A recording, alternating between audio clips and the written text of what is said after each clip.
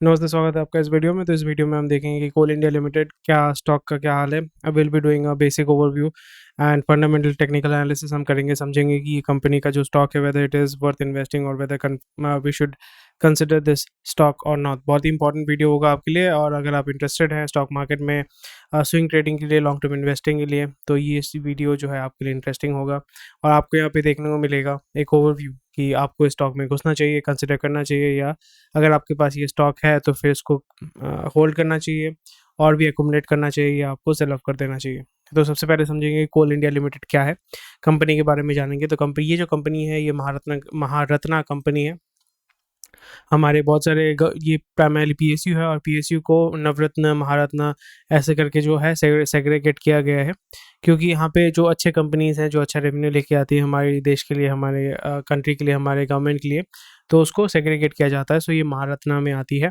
सो कोल India 1973 में as Coal Mines Authority India after nationalisation of coal sector. तो definitely आपने Gangs of Wasseypur देखा होगा। तो वहाँ पे जब वो तो इंडिपेंडेंस के बाद वाला, और सॉरी, वहाँ पे जो था वो जो माफिया राज अभी भी जो चलता है वहाँ पे, तो उसका प्राइमरीली जब नेशनलाइजेशन हुआ था, नेशनलाइजेशन की आपका जितना भी देश की जो संपदा है उसको नेशनलाइज किया गया था। दैट प्राइमरीली कोल इंडिया, इनके पास जो अथॉरिटी थी, इसके पास जो है वो पावर था कि इनको माइनिंग कर सके, और फिर ये छोटे छोटे कंपनीज को जो है काम देती थी, माइनिंग का कॉन्ट्रैक्ट जो है उनको मिलता था। The major consumers of the company are power and steel sector, क्योंकि उसमें सबसे ज़्यादा आपका कंज्यूम होता है, प्राइमरी पावर सेक्टर में कंज्यूम होता है। और स्टील सेक्टर अभी क्योंकि इलेक्ट्रिक फर्नेस बहुत सारे आ चुके हैं, तो पावर कंपनी से ही जो है वो स्टील सेक्टर जो है जो इलेक्ट्रिसिटी है वो लेती है।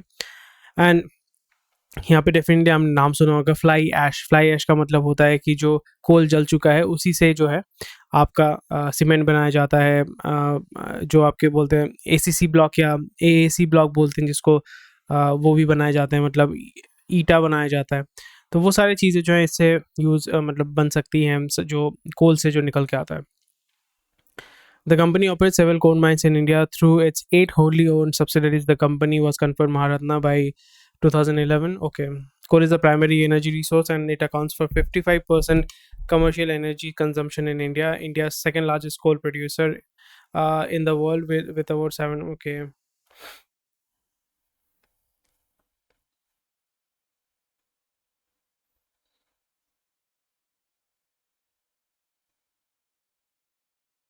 So primarily ये monopoly market है, जैसे आप देख पा रहे हैं।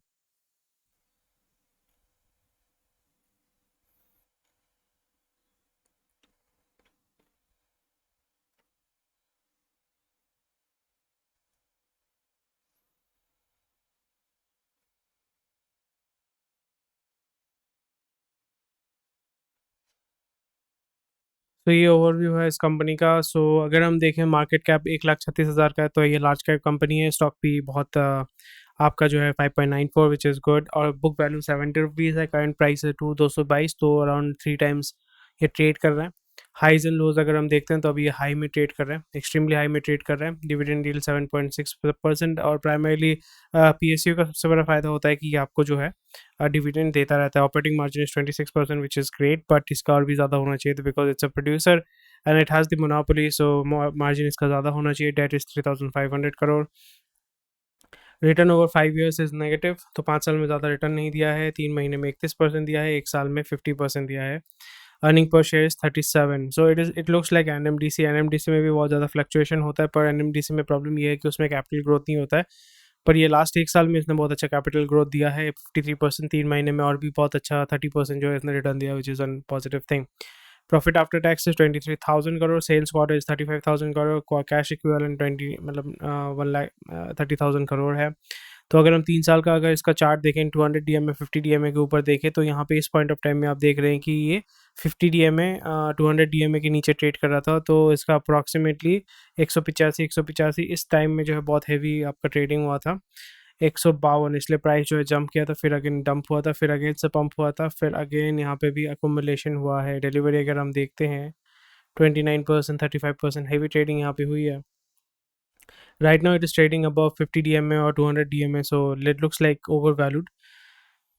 अगर इसका पी रेशियो देखें तो it has always been a profitable company. अगर 10 साल का भी देखें तो ये जो है प्रॉफिटेबल कंपनी है था, और it's a very positive thing which is nice. तो अभी इसका ईपीएस अगर हम देखें तो earning per share has gone up 30 rupees, and EPS trailing 12 month का जो ईपीएस है वो दैट इज़ 37 रुपीज़।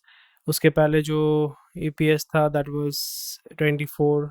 ठीक है, ठीक है, कोई बात नहीं है। जितना सेल्स होना चाहिए था उतना सेल्स है नहीं, although it's a monopoly company, it's not able to exert that monopoly on the market. So दूसरे कंपनी जो है वेदांता है, एनएमडीसी है। एनएमडीसी प्राइमरीली आयरन ओर में काम करता है, तो अगर आप आयरन ओर में इंटरेस्टेड हैं तो ये आप ये स्टॉक जो है आप चेक कर सकते हैं। I am really interested in the stock, but ये नेगेटिव रिटर्न दे रहा है, but over a period of time I don't know, it's right now very under valued.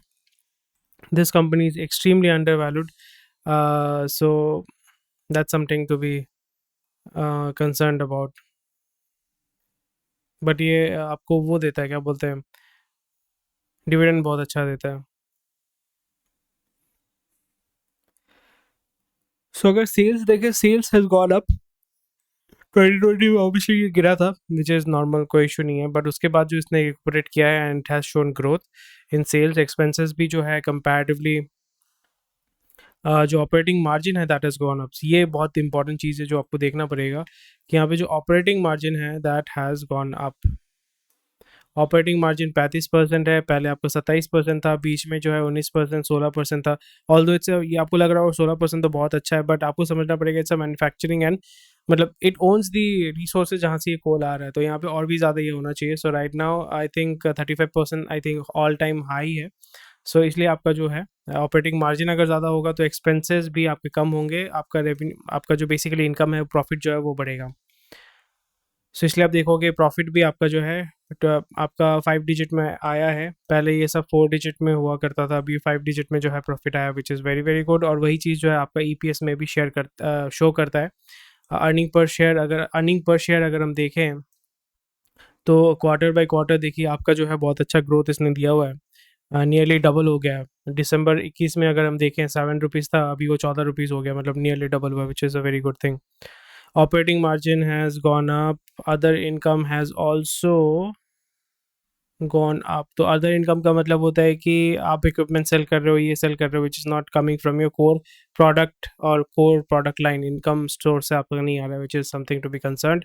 Although यहाँ पे 2012 में जो है 8,000 करोड़ अदर इनकम से आ रहा था, so that is very negative. But over a period of time it has gone down, and right now it is nearly about 4,000 crore, but it should go down as well. Interest जो दे रहे हैं that is 500 crore. Depreciation, wow, बहुत ज़्यादा depreciation है। Trailing 12 month में जो है सेल्स ग्रोथ 23% हुआ है, 10 साल में 4% हुआ है। I think that's because of inefficiency. PSU में inefficiency is a very big problem. Liabilities has gone up. ये लाइबिलिटीज़ अगर हम देखें, liabilities has gone up. Capital work in progress has also gone up. So most probably they are investing heavily on mining equipments and development of the, क्योंकि जब भी आप mining करते हैं तो कोल माइनिंग में प्रॉब्लम ये हो जाती है कि इनिशियली आपको बहुत पैसा डालना पड़ता है, बिकॉज कोल जो है अर्थ के बहुत नीचे होता है। तो अगर आप ओपन माइनिंग कर रहे हैं, माइनिंग अलग अलग तरीके के होते हैं। ओपन माइनिंग होता है, एक होता है कि आप बोरवेल टाइप का बना के फिर नीचे जाके खोदते हैं। तो यहाँ पे जब भी आप ओपन माइनिंग करते हैं तो वहाँ पे आपको ऊपर का जो परत है उसको रिमूव करना पड़ता है। उस ऊपर के परत को रिमूव करने में बहुत पैसा जाता है, फिर वो एकदम वो कोल वाले लेवल तक जाने में टाइम लगता है, और वो इन्वेस्टमेंट जो है definitely capital work in progress में चला जाता है, takes few months, few years. उसके बाद जब आप उस लेवल पे पहुंच जाते हैं कि जहाँ पे कोल निकलना शुरू होते हैं, देन तो फिर कोई इशू नहीं, तब आप मतलब कॉन्स्टेंटली कोल को माइन करके जो है सेल आउट कर सकते हैं। So I think that is where I think they are investing, which is positive thing. अगर आप सिर्फ इम्पोर्ट करके मार्केटिंग कर रहे हैं, I don't think that is a very good thing. वहाँ पे हमें इसका जो है रिपोर्ट देखना पड़ेगा, कि उसका एनुअल रिपोर्ट देख के हमें पता चलेगा कि how it is working right now. 2017 में net cash flow was negative, 2019 में net cash flow was negative, right now it is positive. 2014 2013 में नेगेटिव हुआ करता था। सो बहुत मतलब वायलेंट डिफरेंस है। माइनस माइनस में है, फिर पॉजिटिव है, फिर माइनस में है, फिर नेगेटिव में है, नेगेटिव में है, फिर पॉजिटिव पॉजिटिव पॉजिटिव। सो ये हमें देखना पड़ेगा क्यों हो रहा है। Cash conversion cycle has gone really really down which is amazing. Cash conversion cycle मतलब ये है कि आपने मटेरियल बनाया, उसको मटेरियल को बेच के आपके पास कितने दिन में पैसा आता है। पहले उसके पास 1 साल 1.5 साल बाद पैसा आता था, अभी उसके पास एक 30 दिन के बाद जो है पैसा आ जाता है। Working capital is negative. आप सोच रहे होंगे working capital negative, working capital days negative का मतलब होता है कि आपका कैश जो घूम के आता है उसके पहले ही मतलब उसमें जो है आपके पास ऑलरेडी सरप्लस कैश रहता है, which is a positive thing. मैं सिंपल भाषा में अगर कहूँ कि आप जब धंधा करते हैं तो आप पैसा डालते हैं, पैसा घूम के आता है आपके पास। इसके पास क्या है कि पैसा ऑलरेडी है, मतलब इतना जल्दी उसका माल निकल जाता है, प्री ऑर्डर रहता है कि उसके पास पहले ही पैसा आ जाता है। सो नेगेटिव में अगर होता है that is a very good thing. Negative में अगर है, आपको लग रहा हो कि खराब है, नहीं खराब नहीं है, एक्चुअली अच्छा है। Return on capital employed is 109%, 54%, 73%। Amazing results है यार। अगर हम यहाँ पे देखें प्रोमोटर प्रेसिडेंट ऑफ इंडिया 66%, पर इन्होंने अपना होल्डिंग जो है थोड़ा सा रिड्यूस किया है। FII गवर्नमेंट ऑफ सिंगापुर ने परचेज कर मतलब बड़े बड़े कंपनी जो है पराग पारी पब्लिक ने जो है, पब्लिक ने भी होल्डिंग बढ़ाया है। DII ने भी अपना होल्डिंग बढ़ाया है। FII ने अपना होल्डिंग जो है वो छोड़ निकाला है इसमें, और वो होल्डिंग आपका DII और पब्लिक ने होल्ड अप किया है, गवर्नमेंट ने अपना होल्डिंग कम किया है। So this is something which is like fine, but I don't find the whole thing interesting. अगर आप इंटरेस्टेड हैं आप इन्वेस्ट कर सकते हैं, बट डेफिनेटली स्टेबल तो होगा ही, क्योंकि गवर्नमेंट ऑफ इंडिया बैक्ड है, इतना पैसा है उनके पास, तो कोई इशू नहीं होगा। इनका सब्सिडरी भी आप देख सकते हैं कि Bharat coking coal, eastern coal field जो आपका बीरभूम ये सब जगह पे है, पर मेन प्रॉब्लम ये हो जाती है कि they are not very efficient, and वहाँ पे आपका जो इलीगल माइनिंग ये सारे जो हैं वो बहुत ज़्यादा है, करप्शन बहुत ज़्यादा है। That's the biggest problem in these segments and these companies. बाकी तो सब ठीक है। इंट्रिंसिक वैल्यू अगर हम चेक करें तो इंट्रिंसिक वैल्यू के हिसाब से आपका जो फ्लोट है वो 10% है, but 10 because a huge company तो आपको कभी कोई इशू नहीं होगा। 10% should not be a concern for you. And intrinsic value यहाँ पे दिखा रहे हैं 452, and market price right now is 221। So fundamentally दिखा रहे हैं कि हाँ आपको परचेज करना चाहिए। टेक्निकली अगर हम देख रहे हैं तो वहाँ पे भी आपका परचेज करना चाहिए। Combined outlook is by. तो अभी हम देखते हैं चार्ट, थोड़ा सा हम इसका चेक कर लेंगे। चार्ट में हम क्या देख रहे हैं, चार्ट में अगर हम देखते हैं, सो अगर हम इसका मंथली चार्ट 3 महीने का चार्ट देखते हैं, so it has been moving quite well. अगर हम इसका क्यूमुलेटिव डेल्टा अगर देखते हैं, क्यूमुलेटिव डेल्टा में जो है इसका इस पॉइंट ऑफ टाइम में हेवी सेलिंग हुआ है, बिकॉज इसका डिविडेंड अर्निंग आया है, एंड आई थिंक लोग जो है इसको डंप करना शुरू कर रहे हैं। बट अगेन ऑल्दो इसको डंप किया गया था, पर यहाँ पे देख रहे हैं कि आपका जो पाइलअप है वो फिर से हो रहा है, मतलब जो रैली जो है जो अप ट्रेंड है वो अभी इसका बहुत अच्छा चल रहा है। रैली अगर आप ट्रेंड इसका देखते हैं, trend is going on really well, trend आपका बहुत अच्छा चल रहा है। सो ये जो लाइन मैंने बनाया है यहाँ पे आपको आप देख पा रहे हैं कि higher highs higher lows, higher highs higher lows में इसका चल रहा है। सपोर्ट एंड रेजिस्टेंस जोन अगर हम इसका चेक करते हैं, सपोर्ट एंड रेजिस्टेंस अगर यहाँ पे उसका एक सपोर्ट है, ये आपका ब्रेकडाउन हो गया था। क्यों हो गया था यहाँ पे हमें थोड़ा सा देखना पड़ेगा, बहुत हेवी सेलिंग वहाँ पे देखने को मिल रही है हमें। और आपका जो है यहाँ पे इस पॉइंट में जो है आपका एक रेजिस्टेंस देखने को मिला था। मैं इसका कलर थोड़ा सा चेंज कर देता हूँ, मैं इसका कलर चेंज कर देता हूँ। एंड अगेन इस पॉइंट ऑफ टाइम में जाके यहाँ पे अप ट्रेंड इसका चल रहा है। तो अगर आप इस अप ट्रेंड को, ये अप ट्रेंड कब से, जून महीने से शुरू हुआ है, तो ये अप ट्रेंड अगर आप ये अभी ऑल टाइम हाई पे चल रहा है, which is not a very good thing अगर आप एंट्री करना चाहते हैं। पर अगर लॉन्ग टर्म अक्यूमुलेशन का अगर हम देखें, so it will give you मतलब डिसेंट इसमें कैपिटल ग्रोथ वैसा कुछ है नहीं, पर अगर आपको डिविडेंड चाहिए, डिविडेंड 1 2 3 4 4 बार डिविडेंड जो है इन्होंने दिया हुआ है लास्ट 2 साल के अंदर। So which is a positive thing, but the capital growth here आपको उतना देखने को नहीं मिलेगा। So it's a interesting stock, तो बहुत लोग जो है इंटरेस्टेड थे इसमें। So that's my overview that it looks okay, the company is okay, the government it's a government backed company, but इसमें आप कैपिटल ग्रोथ उतना नहीं मिलेगा। एंड क्योंकि अभी इसका राइस चल रहा है, तो इसका आपको समझना पड़ेगा कि 30-50% ऑलरेडी इसने आपको ग्रोथ दे दिया। इसका मतलब ये है दैट वो अपने पीक में मोटा मोटी आ चुका है। सो यहाँ पे अगर आप देखते हैं तो हैवी जो है यहाँ पे सेलिंग हुआ है इस दिन, हैवी सेलिंग हुआ है। तो ये आपका पंप करके डंप किया गया था। Again it is taking the rally. So It's a risky proposition. Would I be interested? I won't be interested. I'll just monitor it. But it's a good stock. Looks like a very decent stock. But आपको यहाँ पे ना capital growth मिल रहा है ना आपको you know main मेरा objective अगर लॉन्ग टर्म में इन्वेस्ट करता हूँ तो मुझे कैपिटल ग्रोथ चाहिए. डिविडेंड ठीक है पर उतना भी आपको डिविडेंड नहीं मिलता है. डिविडेंड पर शेयर आपका 17 रुपये 16 रुपये. सो अगर आपके पास बहुत ही ह्यूज अमाउंट ऑफ डिविडेंड है फिर जाके आपको फ़ायदा होगा. 11/8 में आपका 3 रुपये था, 5 रुपये 9 रुपये. So it's not that great. आप थोड़ा इसमें ओवरव्यू देख सकते हैं. It's perfectly fine.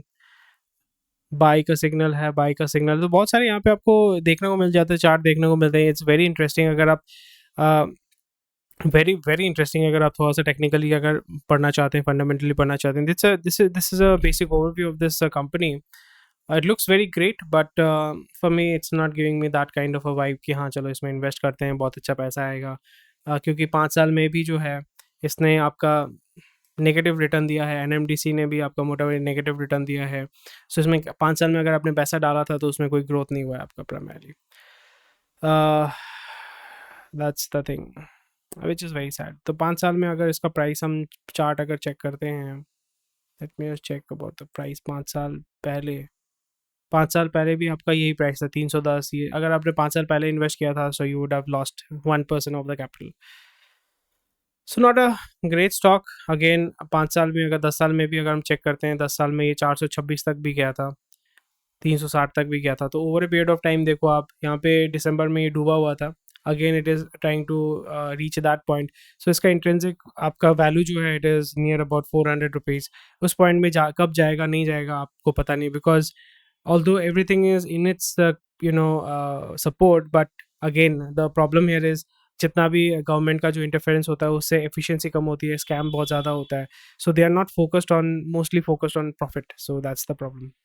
So anyway thank you for watching this video. That's my overview. मैं यहाँ पे अपना जो स्टडी है वही मैं आपके साथ शेयर कर रहा हूँ. अगर आपको पसंद आए तो लाइक शेयर सब्सक्राइब कीजिए. Take care. हैव स्वस्थ रहिए, मस्त रहिए. Bye bye.